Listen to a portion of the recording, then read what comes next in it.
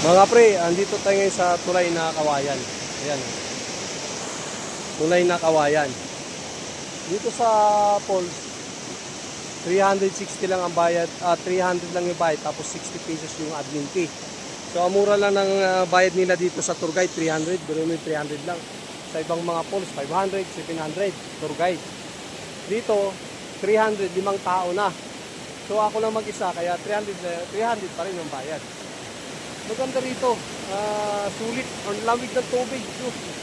Sa sobrang lamig, napulikat ako. Bakit? Malayo yung sinisig ko. Ang ganda rito, oh. Yan. Kita niyo yung lugar. Tapos ang lalaki ng halaman para dun sa mga bahay, oh. Magaganda, oh. Linis ng ilog, sarap dito. Ayan, oh.